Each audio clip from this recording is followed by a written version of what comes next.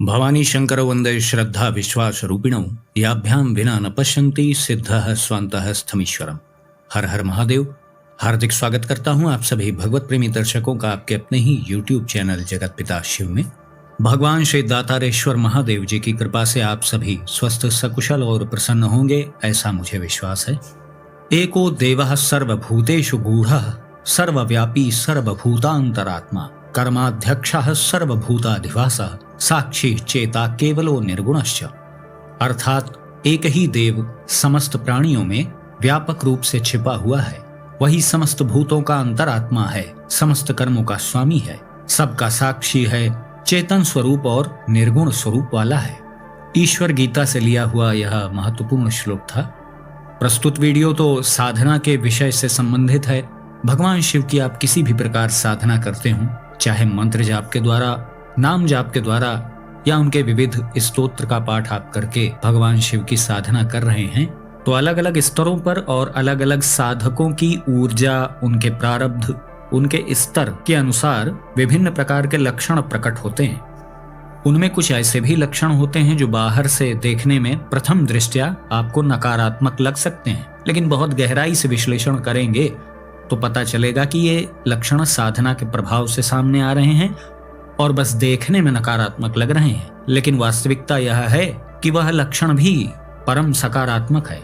देखिए, कुछ लक्षण तो ऐसे भी होते हैं जो सामान्यतः आप आसन पे बैठ करके जब जाप या साधना या स्तोत्र पाठ करेंगे तभी आपके समक्ष आएंगे, या ऐसा कहें कि तभी आप उन पर ध्यान दे पाएंगे और उनका विश्लेषण कर पाएंगे।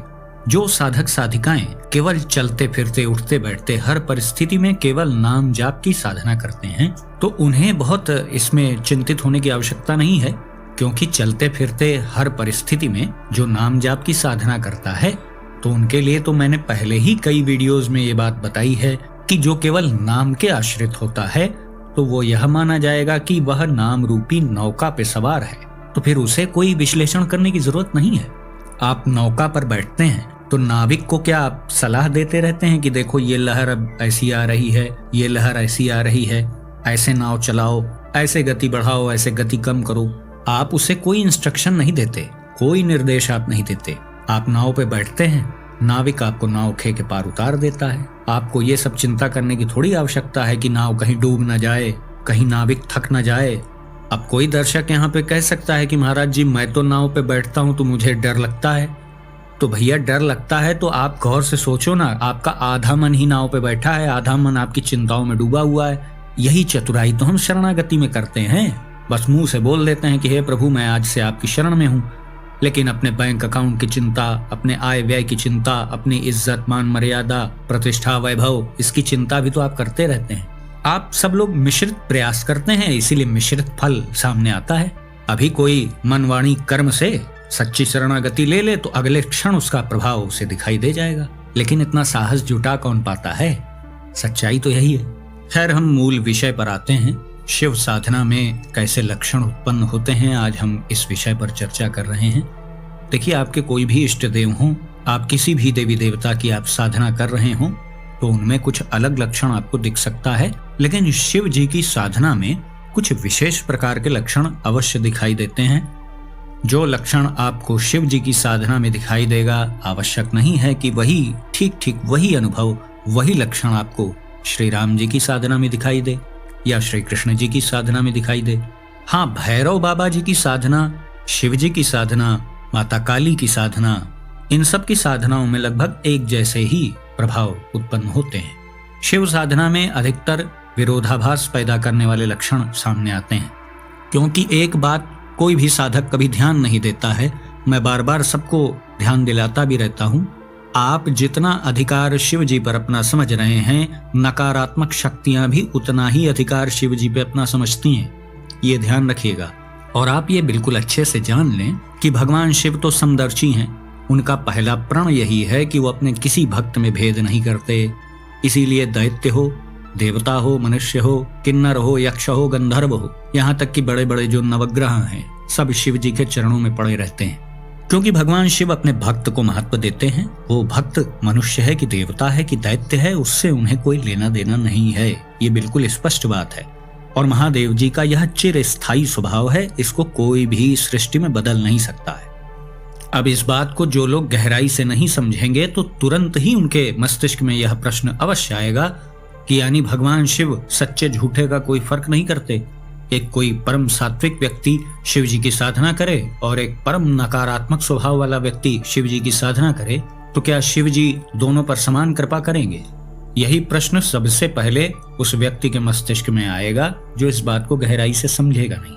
सारा रहस्य इसी बात में छिपा हुआ है कि भगवान शिव सबको एक बराबर समझते हैं, इसी में उत्तर छुपा हुआ है। जब भगवान के लिए सब कोई बराबर है तो वो केवल उसको महत्व देते हैं जो उनके प्रति समर्पित है। नकारात्मक स्वभाव में डूबा हुआ जो साधक है वह पूर्णतः समर्पण कभी महादेव जी के आगे कर नहीं पाता। भगवान महादेव जी की कृपा का दुरुपयोग करने वालों की कथा से सभी शास्त्र भरे पड़े हैं। आप देख लीजिए, शिव जी के वरदान का जितना दुरुपयोग किया गया है, अन्य किसी देवी देवता के वरदान का दुरुपयोग नहीं किया गया है। महादेव जी महत्व केवल समर्पण का देते हैं और सच्चा समर्पण कर पाना सभी के वश की बात भी नहीं है। भगवान शिव की दृष्टि में सभी बराबर हैं, तो इसका बिल्कुल यह अर्थ ना निकालिए कि सच्ची शरणागति लेने वाले को भी वो उसी दृष्टि से देखेंगे और शरणागति के नाम पर ड्रामा करने वाले को भी वो उसी दृष्टि से देखेंगे। ऐसा नहीं है। महादेव जी प्रयास करने का सबको बराबर अवसर देते हैं कि ठीक है, तुम बहुत पापी हो तो आ जाओ, मेरी साधना करो, मेरी शरण में आ जाओ। ईश्वर गीता में इसका बहुत वर्णन है, कभी उस पर भी वीडियो बनाया जाएगा। लेकिन जो कुटिल साधक है तो वह शिव जी को भी धोखा देने का प्रयास करता है। जैसा कि शास्त्रों में आप पढ़ लीजिए, बहुत से दैत्यों ने केवल वरदान प्राप्ति का साधन महादेव जी को समझा है।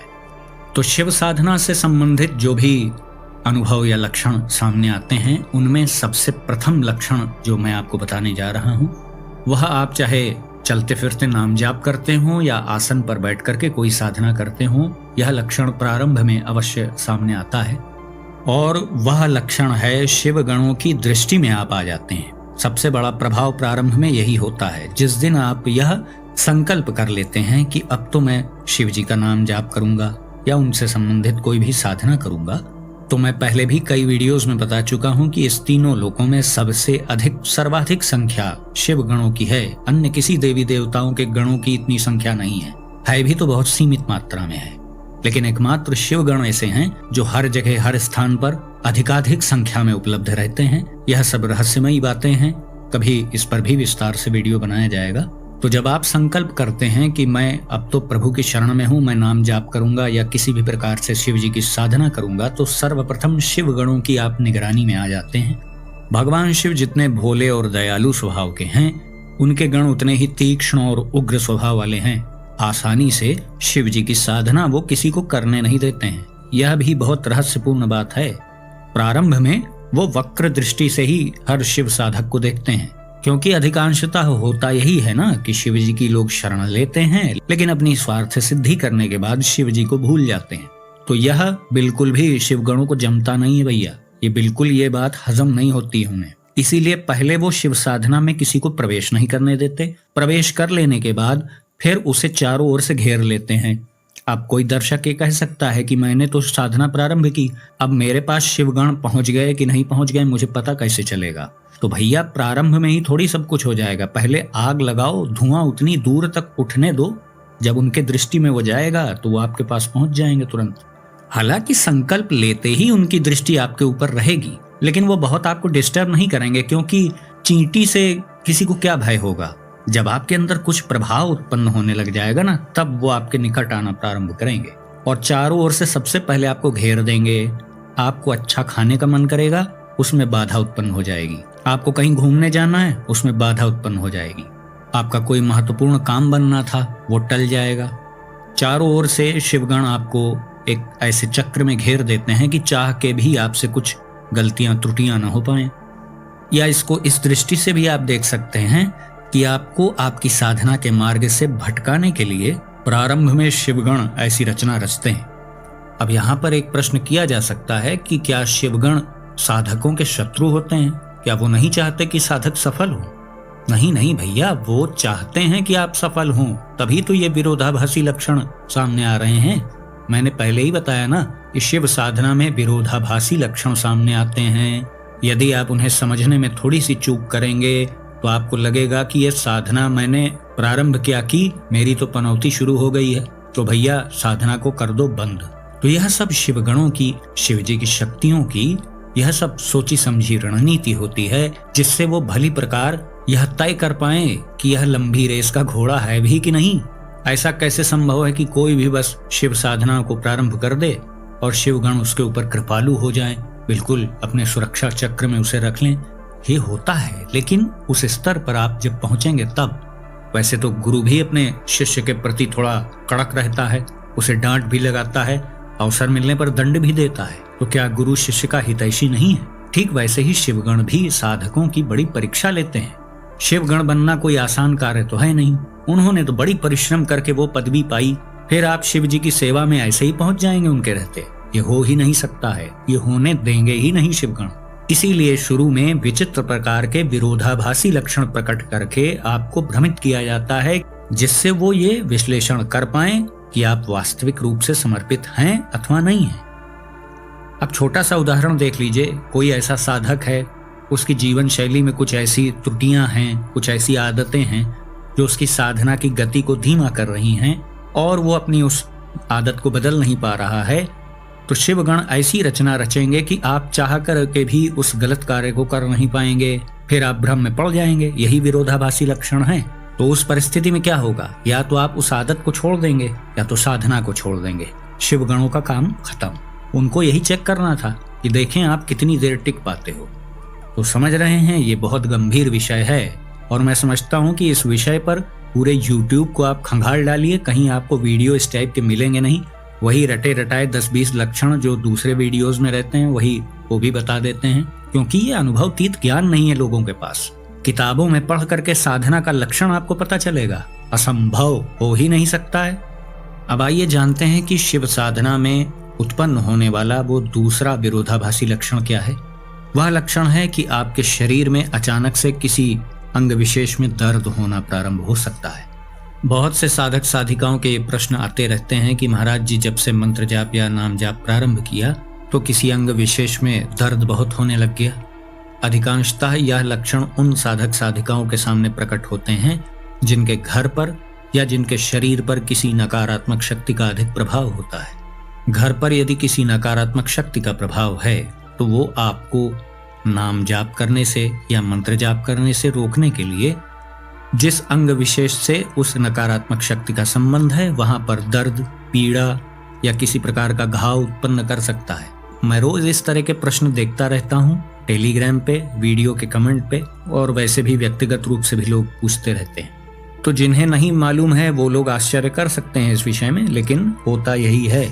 जब आप किसी बहुत गंदे कपड़े को साफ करने लगते हैं तो उसका मैल बाहर निकलता हुआ दिखता है ना आपको, बस वही है। जब आप पहले से बहुत नकारात्मक शक्तियों के प्रभाव में हैं, तो जब आप साधना प्रारंभ करेंगे तो वो नकारात्मक शक्तियां आपको वो काम करने नहीं देंगी। तो विभिन्न प्रकार से आपको शारीरिक रूप से, मानसिक रूप से वो कुछ ना कुछ प्रताड़नाएं अवश्य देती हैं। लेकिन ऐसा सबके साथ नहीं होगा, उन्हीं के साथ अधिक होगा जिनके घर पर या शरीर पर नकारात्मक शक्ति का प्रभाव है। लक्षण नंबर 3 कि आपको साधना के समय बड़ी बड़ी उबासी या जिसे कहीं कहीं जम्हाई भी कहा जाता है वह आने लग जाएगी। देखिए, सामान्य रूप से उबासी लेना, नींद आ रही हो किसी को तो वो अलग बात है, लेकिन दिन में 70-70, 80-80 बार बड़ी बड़ी जम्हाइयां आना ये सामान्य लक्षण नहीं होता है, और यह तो बहुत ही प्रारंभिक स्तर का लक्षण है। ऐसा नहीं है कि आप बहुत ऊर्जा कलेक्ट कर लेंगे तब ये होगा। बहुतों को तो महीने भर में ऐसे लक्षण दिखने लग जाते हैं। बस मूल बात है कि हम श्रद्धा और समर्पण में कोई कंजूसी न करें। बड़ी बड़ी उबासियां आना इस बात का संकेत है कि हमारे भीतर की नकारात्मकता बाहर निकल रही है। आंखों से अश्रु आना, रोंगटे खड़े हो जाना, यह सब भी इन्हीं लक्षणों से मिलते जुलते लक्षण हैं, और यह प्रारंभ में ही होते हैं। चौथा लक्षण इस प्रकार से आपको दिख सकता है कि जब आप आसन पर बैठ करके नाम जाप, मंत्र जाप या स्तोत्र पाठ आदि करेंगे पूरी तन्मयता के साथ, तो आपका शरीर दाहिने बाएं, आगे पीछे कुछ गति करता हुआ सा आपको स्पष्ट महसूस होगा। मतलब इतना महसूस होगा कि एक दूसरा व्यक्ति भी बैठा रहेगा तो वो देख करके आश्चर्यचकित हो जाएगा। लेकिन यह लक्षण प्रारंभिक स्तरों पर नहीं आता है। जब ऊर्जा का प्रवाह स्वाधिष्ठान चक्र तक ठीक ठीक तरीके से होने लगता है तब यह लक्षण अधिक प्रभावी होता है। जिनका मूलाधार चक्र ही अभी ठीक से प्रभावी नहीं हुआ है, जागृत होना तो बहुत दूर की बात है, उनको यह लक्षण नहीं दिखाई देते हैं। हाँ, वो भी धैर्य पूर्वक अपनी साधना में संलग्न रहेंगे तो आगे चल के उन्हें भी यह लक्षण अवश्य दिखेगा। लेकिन यह लक्षण उन्हें ही दिखेगा जो आसन पर बैठ करके शिव जी के निमित्त कोई साधना कर रहे हैं। पांचवा लक्षण, क्रोध की अधिकता। यह बहुत ही महत्वपूर्ण लक्षण है। भगवान शिव का क्रोधावतार दुर्वासा जी, दुर्वासा मुनि भगवान शिव के ही अंशावतार हैं। तो जैसे उनके क्रोध में विरोधाभास छुपा रहता है ना, देखने में वो लगता है कि क्रोध कर रहे हैं लेकिन परिणाम में कल्याण छुपा हुआ होता है, तो ठीक ऐसे ही शिव साधकों में मध्यम स्तर पर पहुंचते पहुंचते क्रोध की थोड़ी तीव्रता देखी जाती है। प्रारंभ में बिल्कुल नहीं होगा। जब आप एकदम साधना को शुरू में प्रारंभ कर देंगे तो ऐसा आवश्यक नहीं है कि बहुत बढ़ जाए, लेकिन जब कुछ आध्यात्मिक ऊर्जा बनने लग जाती है तो क्रोध की अधिकता भी अवश्य देखने को मिलती है। लेकिन मैं फिर कह रहा हूं कि वह क्रोध सार्थक होगा, निरर्थक क्रोध नहीं होगा। यह सब भी एक प्रकार की परीक्षा है। यदि आप क्रोध के आवेश में आकर के अपनी साधना का त्याग कर देंगे तो भी शिवगणों का काम समाप्त हो जाएगा। और अगर उस क्रोध के आने के बाद भी आप उसी तन्मयता से अपनी साधना में संलग्न रहते हैं तो भी शिवगणों का कार्य संपन्न हो गया। उन्हें बस यही देखना है, यही तसल्ली करनी है कि देखें कब इसका धैर्य जवाब दे जाता है। इसके आगे और भी बहुत से लक्षण हैं, लेकिन मैंने शुरुआत में केवल 5 मूल लक्षण जो विरोधाभास से जुड़े हुए हैं वो बताए हैं। अब दर्शक जन इच्छा जाहिर करेंगे तो इसके आगे के और भी लक्षण मैं बताऊंगा, लेकिन फिलहाल आज का वीडियो बहुत बड़ा ना हो जाए इसलिए मैं 5 लक्षणों पर ही चर्चा किया हूँ। यह मैं दावे के साथ कह रहा हूँ कि जितने लोग शिव साधना में संलग्न हैं उनके समक्ष यह अनुभव आए होंगे, लक्षण दिखे होंगे। नहीं दिखे हैं तो आगे कुछ दिनों बाद या कुछ वर्षों बाद अवश्य ही सामने आएंगे। हाँ, यदि आप शिव साधना के नाम पर बस टाइम पास कर रहे हैं तो फिर कोई बात नहीं भैया, तो फिर आपके लिए कोई लक्षण ही नहीं है, क्योंकि आप शिव साधना वैसे कर रहे हैं जैसे एक माचिस की डब्बी ली जाए और माचिस की तीली को बस दूर से ऐसे हल्के हल्के उस पर रगड़ मारी जाए तो क्या अग्नि उत्पन्न होगी क्या? अगर एक लेंस को आप धूप में ले जाएं और उचित दूरी एक कागज से बना करके रखें तो वो कागज जलने लग जाएगा ना। लेकिन उस निर्धारित दूरी में आप अंतर कर दें तो आप कितने भी घंटे तक बैठे रहें वो कागज जलेगा ही नहीं, ना उसमें धुआं निकलेगा। तो कुछ आप वैसा ही कर रहे हैं। आप वस्तुतः अपनी जीवात्मा को ही धोखे में डाल रहे हैं। बस आप साधना कर रहे हैं लेकिन उस साधना की पुकार कहाँ तक जा पा रही है ये कभी सोचा आपने? तो ये जो भी लक्षण मैंने आप सबको बताए वह उन पर ही लागू होता है जो समर्पित भाव से शिव साधना में जुटे हुए हैं। शिवगणों को इतनी फुर्सत नहीं है कि वो सबके पास डोलते फिरें। वो उन्हीं के पास पहुंचते हैं जहां कुछ प्रभाव होता है। जैसे कहीं पर भी कमरे में आप चीनी रख दीजिए, ढूंढते ढूंढते चींटियां पहुंच जाती है ना, तो बस अपनी साधना में प्रभाव उत्पन्न करिए, फिर शिवगण क्या हैं, उनसे बड़ी बड़ी शक्तियां भी फिर आपके पास पहुंचेंगी। ये कोई कपोल कल्पना नहीं है। जिन्हें पता नहीं है वो कुछ भी कह सकते हैं, जो वास्तविक जानकार हैं इसके उन्हें ये सब बात अच्छे से पता है। तो मैं आशा करता हूं कि जो भी जानकारी आप सबको दी गई वो आपको अच्छी लगी होगी। यदि वीडियो आपको पसंद आया तो इसे लाइक करें, अपने मित्रों बंधु बांधवों के साथ शेयर करें। यदि इस चैनल का वीडियो आप पहली बार देख रहे हैं तो कृपया इस चैनल को भी सब्सक्राइब करें और बेल आइकन को भी अवश्य प्रेस कर दीजिएगा। तो भगवान श्री यक्षेश्वर महादेव जी से मैं ऐसी प्रार्थना करता हूँ कि वो आप सभी को सदा सुखी, स्वस्थ और ऊर्जावान बनाए रखें। मिलते हैं अगले वीडियो में एक नई और उपयोगी जानकारी के साथ। तब तक के लिए आप सभी भगवत प्रेमी भक्तों को हर हर महादेव।